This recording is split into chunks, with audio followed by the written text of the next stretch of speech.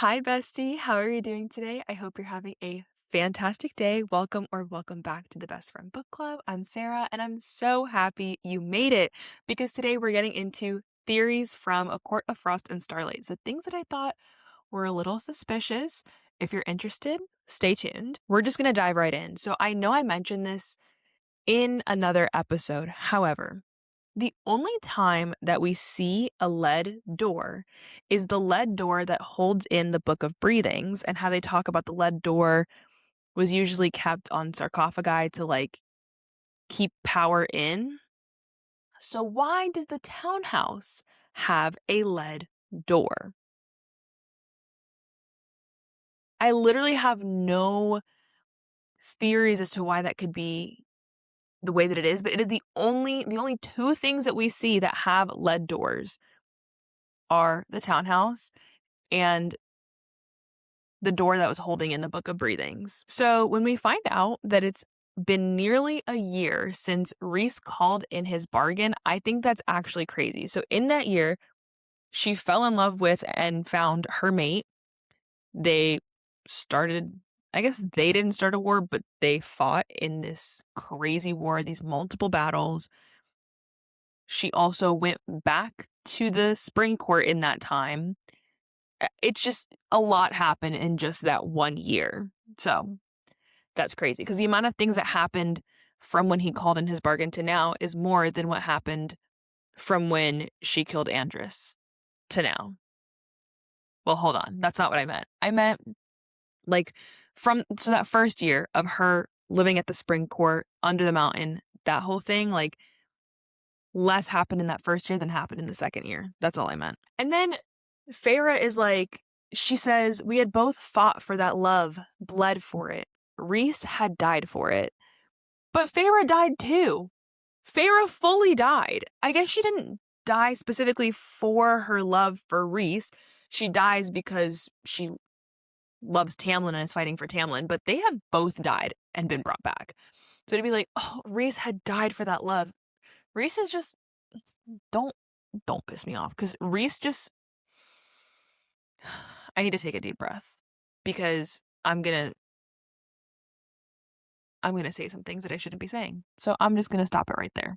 I feel like this is not talked enough about, but when Lucien shows up back at the night court from visiting the spring court, says he has a black eye and a split lip, which you can assume that it's from some kind of fight that he had with Tamlin. So I've talked to some friends that are like, okay, Tamlin's abusing Lucien and that's what's happening there. But I've also seen some people talk about, and this is more what I feel like, how is it okay for Reese to spar with Cassian and they're both walking away in terrible condition, blood coming out of everywhere, they got bruises, that happens, and then Lucien has a black eye and a split lip from going to see Tamlin, and it's like they could have been sparring. I don't know. We don't know what happened because we don't get Lucien's POV and no one actually directly asks Lucien what happened. So I just feel like it could just be a sparring situation. I don't know. This is also the first time that it's mentioned that Lucien will be gone for days or weeks at a time. And I really do think that he's up to something. Yes, he does tell us later about the Band of Exiles, that kind of thing. Oh my gosh, wait, really quick, I forgot to give a spoiler warning. There will be spoilers for the rest of this series, how it connects to Throne of Glass. So maybe some Throne of Glass spoilers, maybe some Crescent City spoilers. I can't believe I didn't say that yet. But yes, I will warn you before there's a spoiler, I think, but this is just the general spoiler warning to cover my ass. Okay, moving on. I just do think that Lucien is it's going to come out later that Lucien was doing some stuff. He was making some kind of connections in that time. Then when we have Reese's point of view, he's thinking about how they need to establish a presence at the Illyrian camps, but they're not going to do it right now. He says that it's something that they need to do later, which is not really done in Silver Flames. So I'm just wondering, is later going to be in ACOTAR 6 or 7? Or is it just later? We're never going to see that. Reese also says he has a meeting in Caesarea with 2 priestesses. I don't know where that is because it's literally not on the map, love. It's not on the map. I was looking and I'm like, hello? Where is this? I'm gonna assume it's somewhere in the night court, but genuinely no clue. When they're talking about Nesta, and they're like, is she gonna come to Solstice? Is she not? And Reese is like, she owes it to Feyre. She owes it to Feyre to come and to be pleasant. You must be joking. She owes it to her? Why? Why? And it's like, I really do feel like they're just kind of brushing under the rug that Nesta is obviously grieving. Yes, all of the sisters are, like, they all lost their father, but like, Nesta was standing in front of him when he's telling her how much he loves her, and he's loved her since the moment he held her in his arms and then heard his neck snap and watched him die. Like, that's traumatic, and they're trying to act like she needs to just get over it and come over. Shut up. Like, it actually makes me so angry because I'm like, cut the girl a break. Damn. In Cassian's chapter, this is where we find out for the first time that Azriel can't actually winnow. So it says, as to, in the strange way that Az could move through the world without, and without was italicized, without technically winnowing. So I don't understand, because up until now, they've called it winnowing. I say they, but the person whose POV we get it from is Feyre. So to Feyre, he's winnowing. But there's times that he's, like, someone takes him somewhere. Like, Mor will winnow him or Reese will winnow him. So I just don't understand how that really works. Then we have the chapters from Feyre's point of view. So she says that her and Reese host weekly open audiences at the House of Wind for the people of the Night Court. Now, I really needed more of an explanation for this because there are two options. They're going to winnow in every single person who needs to come up there, or they're going to make the people of the Night Court climb 10,000 steps to go tell their High Lord and High Lady what's wrong. Okay. I just feel like she put that in there and I was like, all right. Whatever. Also, really random question. Where does Reese's money come from? And obviously, yes, like, man's ancient, so he's got a lot of time to make a lot of money. But it's just like he's paying his court so well. There just is no explanation of where it comes from. He just has it. I found it really interesting that Feyre mentions twice about wanting to learn how to warm herself without summoning flame. Like, she mentioned it 2 separate occasions when she's cold, and I'm like, is this gonna happen? Does this mean anything? I don't know. It just felt like she's like, oh, that'd be really handy. Okay, well then do it. I don't know what to tell you. And then when Feyre sees Elaine, she's like, oh yeah, she's so sad. She's mourning Grayson. Or, and hear me out, she's mourning the loss of her fucking dad. Not her stupid ass boyfriend. Like, and her boyfriend didn't die. Her dad died. It's like, oh, she's mourning the loss of Grayson. Be so serious. Like, ugh. Anyways. Also, in that conversation, Reese says that Nesta is an Illyrian at heart. And I found that very interesting because of what we know happens in Silver Flames. And her basically, like, the whole battle training stuff that happens. I just thought that was a very interesting choice of words. So then Mor's chapter. Mor was in the library reading up on Winter Court customs. Why? Why would she need to read up on Winter Court customs? Just genuinely, like, why? She has the friend Vivian, I think, who's with the High Lord of Winter. But why would, like, I just don't understand that. And I keep coming back to this. I don't think her gift is truth. I think she has some type of other gift. Like, I don't know what her power is, but there's no way her gift is truth and that she's more powerful than Azriel and Cassian. And then Eris keeps hinting at, like, well, she's not telling you everything about what happened that day in the woods. So I'm just like, how can her gift be truth then? How? Oh, okay. So in this chapter, this description of Eris reminded me a lot of a description of Rhysand in book 1. So it said, so Mor talking about Eris, nothing had ever disturbed him, ruffled him. Mor had hated it from the moment she'd met him. That distance, that coldness, that lack of interest or feeling for the world. Now, this is the same kind of persona that Rhys puts on that makes you think he is the villain. And so I do think that we could get kind of a similar situation where Mor is forced to spend time with Eris and then we actually find out what happened. That's what it's giving to me. And at the end of Mor's chapter, she thinks to herself, truth is your gift, truth is your curse. There's more to Mor. There is more to Mor. I don't believe that it is just, oh, she can tell the truth. That is not it. So then we have 2 chapters. Well, the next 2 chapters of notes are from Rhysand's points of view. So, in chapter 7, we find out that the Illyrians have no explanation for where Azriel's gifts came from. Okay, fine, whatever. We also find out that when they were younger, Cassian and Rhys used to devote hours to beating the shit out of Azriel to try to get him to speak, and he didn't yield. This is insane behavior. Oh, he won't talk, let's just beat the shit out of him. And so this is starting when they're young. Like, make it make sense. It's just so frustrating to me that, like, things like this are said, and it's like, oh, Rhys is so perfect. Rhys is just as much of an asshole as Tamlin.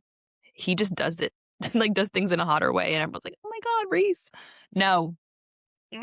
This is also when Rhys admits that when he's holding Azriel's stare, that sometimes it scares even him. So if Rhys is intimidated by Azriel at some point in time, that's interesting. Like, that is a very, I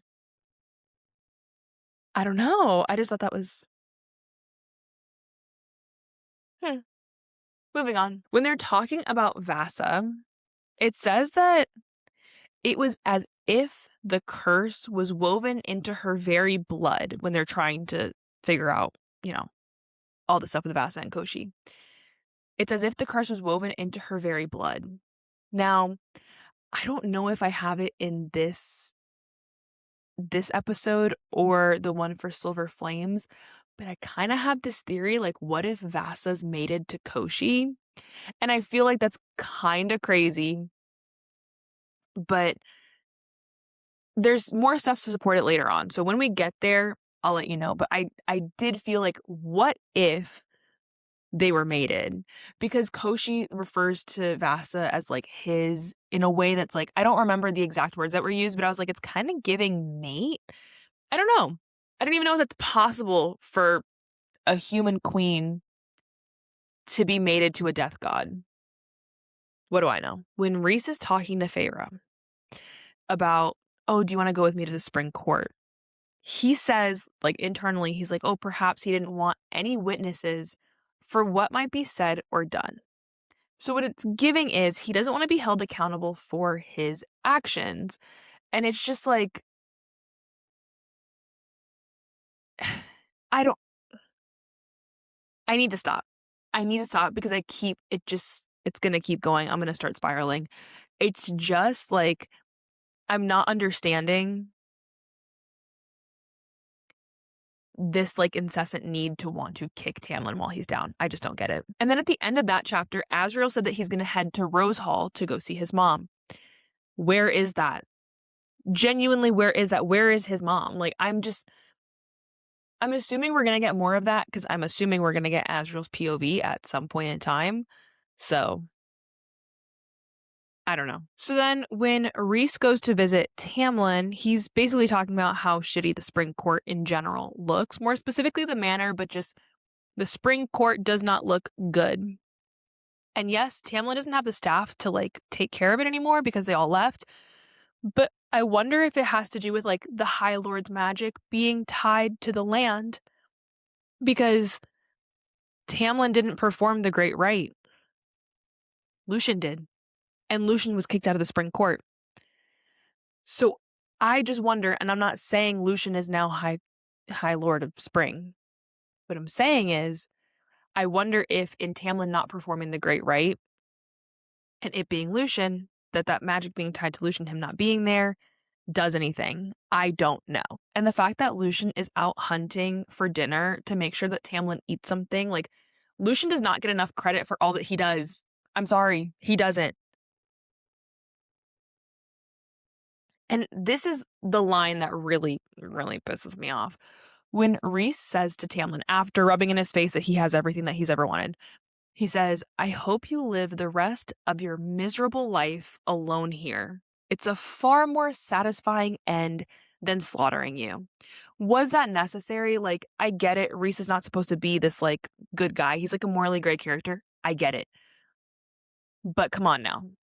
Come on now. You can't be serious. And then when Rhys goes to the jeweler to go get a gift for Amren and Feyre, the jeweler is described as having eyes like glowing coals. We only know of 2 other people whose eyes glow, which is Amren and Nesta. I just thought that was an interesting description because do you just mean that they're bright? I don't know. Okay, I was feeling a little delusional when I wrote this, but I'm definitely not someone who describes themselves as an Elaine and Azriel shipper. No. It's going to be Lucien and Elaine, okay? I love Lucien. I want him to get his happy ending. I don't really care if it's Elaine or not, but I just feel like, that's his mate. The whole rejected bond thing would be kind of inconvenient. So, when Elaine's carrying this plate of potatoes when they're having that, like, dinner, it says that the steam from them drifted past her shoulders as if they were Azriel's shadows. Now, it's mentioned kind of throughout, little bits here and there about Elaine and Azriel shadows, blah, blah, blah. But just, I thought that was like, why are we comparing it to Azriel shadows? But again, this is from Feyre's point of view, and Feyre has made very clear that she wants Azriel and Elaine to end up together. She's like, why couldn't they be mates? That kind of thing. So I don't really believe a lot of the stuff that she says. Maybe that's a me problem. This is going to be the 5th time Nesta is referred to as a queen. In the bar, when Feyre sees her, she says that, oh, I could paint this. The title of the painting is A Queen Without a Throne. Let that one sink in. A queen without a throne is how she describes Nesta. That can't be a coincidence. It can't. And I don't care if I'm delusional for thinking that one. And then when Nesta sees Feyre, she's like, oh, is your mate going to stand out in the cold all night? It shocks Feyre that Nesta knows that Rhys is outside. And I wonder how she knew he was there. I wonder if it was the same ability as being able to sense that Cassian was following her. I just thought that was, I don't know, something to point out. When Cassian and Azriel have to share this tiny bedroom in the townhouse, it's so crazy to me because they know even if Nesta comes, like, they can have separate rooms and put Nesta in the smaller room because she's not as big as Cassian and Azriel. I don't know why this is the thing that I choose to fixate on, but I'm just like, damn. Can they get some room, please? Nesta's not going to stay the night. Come on now. And if she does, then you can, like, move things around then. So again, I think Amren might have the ability to read minds or something similar because we definitely had that whole thing with Mor, especially in Wings and Ruin. This thing happens with Amren when Amren says that she likes Nesta, and Feyre thinks to herself, like, Amren's one of the few. And it says Amren looked to her as if she said the words out loud. It has to be something like we've seen in other book series, like, oh, as if I said it out loud, as if I said it out loud. No. Because you didn't say it out loud. And they're like, oh, I wonder if I said it out loud. You didn't. There has to be something there. Everyone wants to get mad at Tamlin for keeping things from Feyre and keeping her out of the loop and not telling her things. But here's Rhys, again, with keeping secrets from Cassian when him and Azriel make the choice for Cassian to not tell him the information about the Illyrians until after solstice. Come on now. So Feyre doing paperwork on her birthday, crazy. Feyre having to do paperwork in general, also crazy to me. I don't understand why she's the one doing it. They've got all this money, pay someone else to handle these things for you. So when Lucian is giving Feyre an update on Jurian and Vassa, he says that Jurian's keeping everything running. He thinks that Jurian would have been crowned king by now if it wasn't for Vassa. So I feel like that's a pretty big thing to just throw out there, because let's say Vassa goes back to Koshi. Is Jurian going to be crowned king of the Mortal Lands? I don't know. Because there's still the human queens. Like, they still exist. So what would make him king? This scene is something that really, really upsets me every time I read it. Every time I do a reread and I see this, I'm like, this pisses me off. Mor and Cassian. So Cassian was like, I don't know what to get you, just tell me what to buy you. And so she's like, okay, buy me this red lingerie. Why? Why? When she knows that Nesta might show up and that there's something happening between Cassian and Nesta. Why would she do that? Because then, on top of that, know that that's what Cassian's going to buy you because that's exactly what you asked for, to then buy him the matching underwear is crazy. Like, that's actually crazy behavior. Why is no one talking about this? Because she acts like she has some kind of claim over Cassian, and it's just like, I just don't get it, because she's obviously not interested in him. I feel like she's doing it to bait Nesta, and that's what bothers me. So this is going to be the 6th time that Nesta is referred to as a queen. It says she kept her chin high, the portrait of queenly arrogance. And then literally on the next page, we're going to count all of this, I guess, as the 6th time. It says she ripped her hand out of his grip, stared him down, a mighty, vengeful queen. So this is Cassian's point of view. He calls her a queen twice. Are we seeing a pattern here? Please, like, someone else see this with me, because I'm just like, this can't be, this is crazy. She's going to be the queen of something. There's no way that it's a coincidence she's called a queen this often and it's not going to amount to anything. So, okay. This is going back to what we were talking about in the Wings and Ruin Theories episode, where the wards around the library were kind of shifted or whatever so that Rhys could winnow inside the library. And then the whole thing with the no magic thing at the High Lords meeting. So when Rhys takes Feyre to the cabin, it says that he must have altered the wards to allow them to winnow directly inside. I'm not understanding how this is all happening, but they're able to winnow directly into the cabin. But if I thought it was Mor and Rhys were the only ones that could winnow in there. Like, only people that Feyre allowed. But now that I'm thinking about it, when Mor comes to visit her, she doesn't winnow directly into the house. She winnows like far away and then has to walk in. Okay, yeah. So then why is Rhys able to alter the wards? Something fishy's happening there. Something's happening there. You can't tell me it's not. I have heard some people describe, or I've heard some people guess or point out that they think that Feyre's tattoo, the eye on her hand, is the eye of Elena. But it's described as a cat eye, which I think is different from the eye of Elena.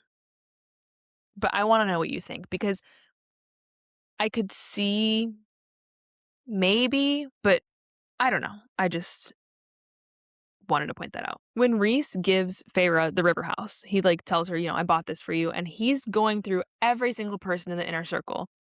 Build this for Cassian, build this for Azriel, build this for Elaine, build this for Mor, and for Amren.